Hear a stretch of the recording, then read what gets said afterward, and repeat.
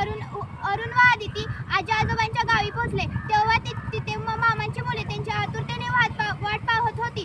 आता काय मुलांची नुसती धमाल, आंबे खाणे, कलिंगडे खाणे, विहिरीत पोहणे असा त्यांचा दिनक्रम निश्चित असायचा. पण उन्हामुळे आजी त्यांना बाहेरच जाऊ द्यायची नाही. घरातच मुले काही ना काही खेळ खेळत होती. अशाच एका दुपारी मुले लपाछपीचा खेळ खेळत होती. माधव राजा आले होते आणि आदिती कोठीच्या खोलीत लपायला गेली होती. तेवढ्यात तिचे लक्ष कोपऱ्यात ठेवलेल्या जात्याकडे गेले. तेव्हा हे काय आहे असे पुटपुटत तिने सर्व भावंडांना बोलवून घेतले. नंतर त्याच्याकडे बघून जातीने स्मिताचे हास्य केले. नमस्कार मित्रांनो, मी उखळ.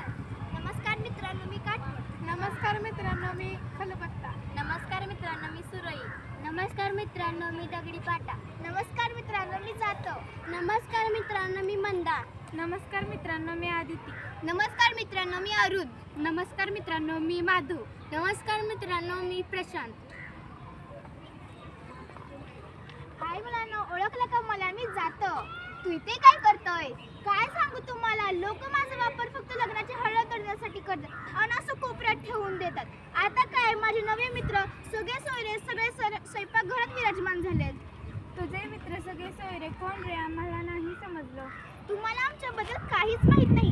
सांगूया का आपण ह्यांना आपला जन्म, विकास, आपल्यात होत गेलेल्या बदलांविषयी माहिती? थांबा, मी सांगतो त्यांना आपला इतिहास.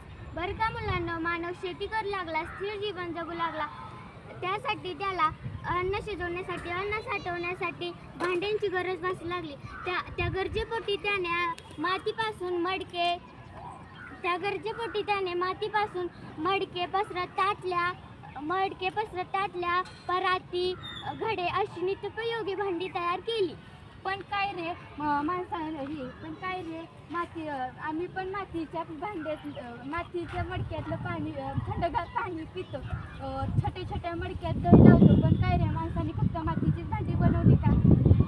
नाही, तसं नाही. मानवानं मातीच्या भांड्या ही मातीची भांडी, दगडी, लाकडी मातीची भांडी ही मानवानं तयार केली.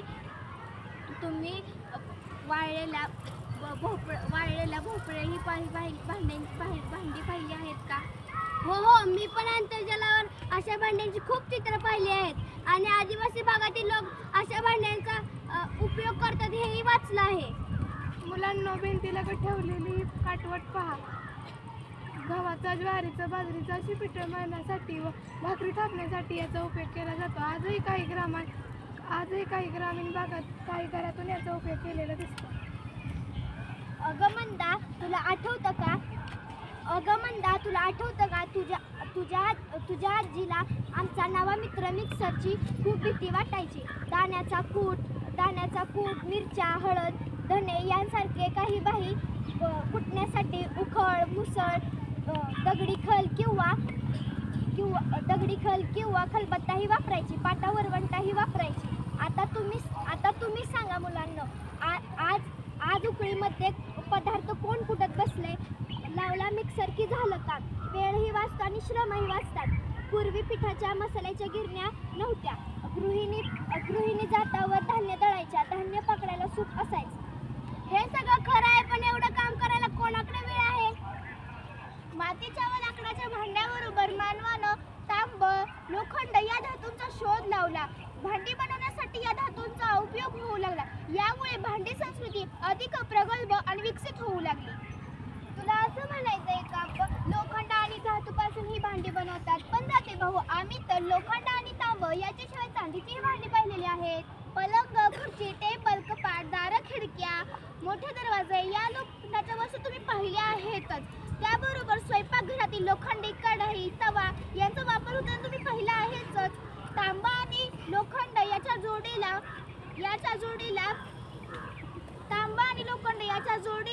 चांदी आणि शिसळ या धातूंचा वापर सुरू झाला. यांना पर्याय तांबा आणि चांदी याला पर्याय म्हणून संमिश्र धातू, पितळ, कांस्य या धातूंचा वापर होऊ लागला. मग स्टेनलेस स्टीलची भांडी वापरात कधी आली? पितळी व तांब्याच्या भांड्यांची जागा अल्युमिनियम आणि स्टेनलेस स्टीलच्या भांड्यांची जागा घेतली. स्टेनलेस स्टीलची भांडी तुम्ही पाहिली आहेत का?